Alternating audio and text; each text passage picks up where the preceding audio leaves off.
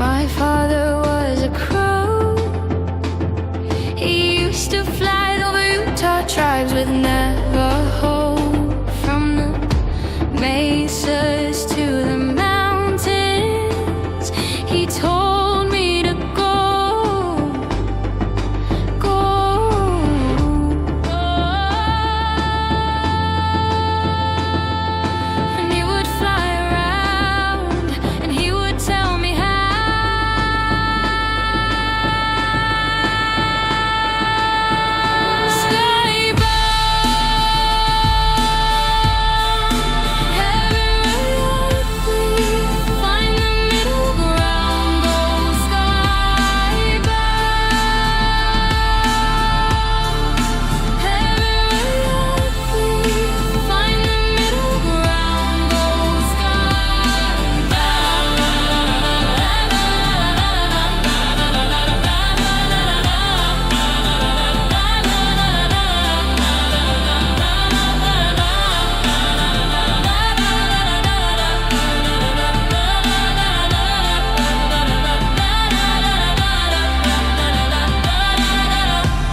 My father was a crow. He told me keep on flying, always find the road.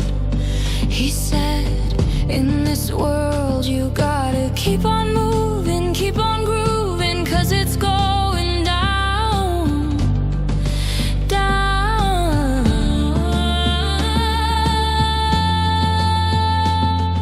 He told me when you land, keep your feet up on the ground.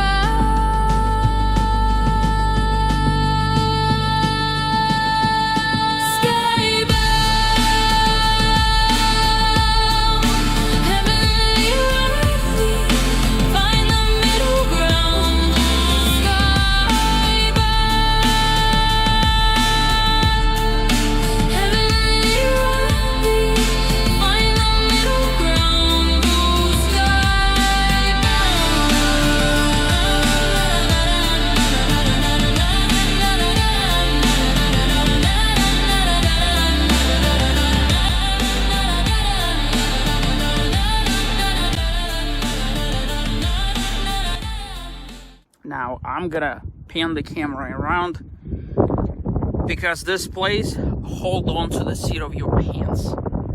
Prepare to be amazed. How about that?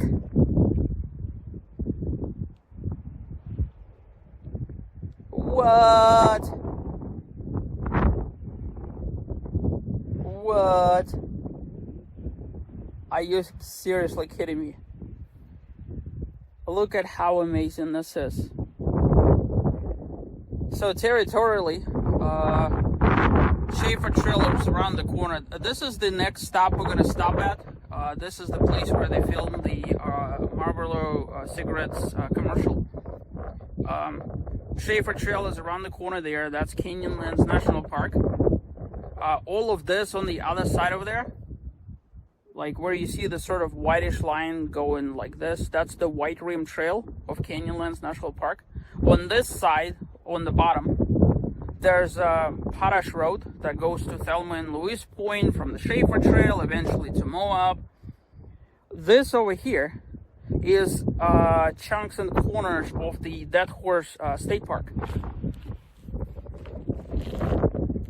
And then this is the Mesa on it. Right behind me, there's LaSalle Mountains right there.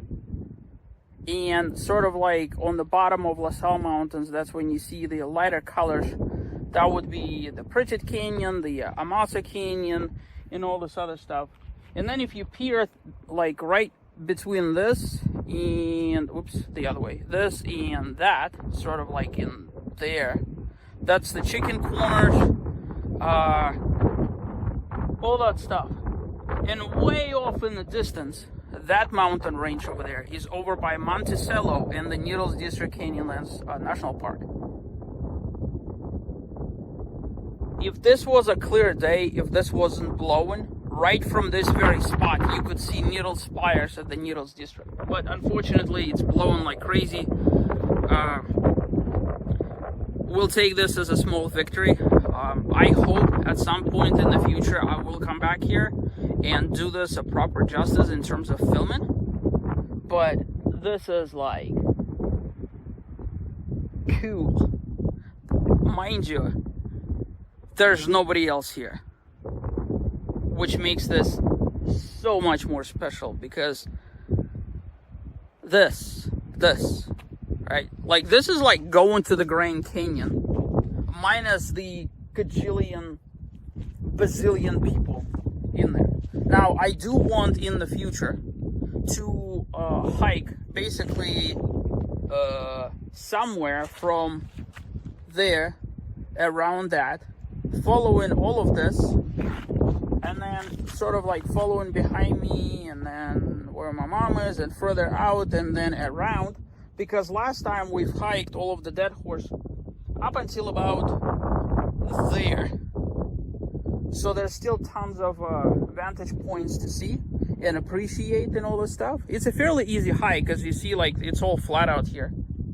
But the views, they'll knock your socks off. So that being said, I'm gonna catch you at the different spot right there and show you what it looks like that away. All right, well, we have made it to the final point. I didn't drive my vehicle all the way over here. It starts getting a lot rougher than I personally would prefer. Not to say that I wouldn't be able to drive it, I just don't want to spend a lot of time trying to navigate all of this. So here you get a slightly different vantage point. The Potash trail would be behind this over there, sort of like there-ish. Is it really worth driving further out here? I don't know. You get basically the same kind of views. Maybe the only difference would be addition of this. And it's probably possible that from somewhere there you could probably see that. So, but since you're already driving this far, you might as well just keep driving a little bit longer, if you know what I mean. That's kind of cool. Back in the day, a whole bunch of years ago, I have actually flown my drones all the way from there to there up until the boundary of the national park. And I obviously followed the rules up until I felt it would be in the gray area, and that's when anyways. Unfortunately, I don't have aerial footage of any kind of the Potash Road. That has always been my, hey, it would be nice to have, but the presence of humans over there and all this other stuff, yeah. But there we are. Here we're getting a little bit closer to Needles District. It's like, if this was clear, you could see all of that right there being the Needles. That's where we would have been now, hiking 3 long hikes. But honestly, like, physically speaking, neither one of us has the capacity to do anything of the sort. Like, even myself, I am way underprepared. I could probably do it if the weather was like 20 degrees cooler, but when it's hot like this, it's not even like summer hot, it's 88 degrees in the canyons with no shade is still a royal pain in the keister. So that being said, driving further and bashing your vehicle to get here, I don't know. Like, the only new thing that you see is just this right here. So what we ended up doing, we parked the vehicle and just walked, which was like a third of a mile or so each way. Alright, here, as you can see, it's all kind of rough and rigid, which should give you an idea of just how rocky it is even getting here in the first place. So our camp is like way down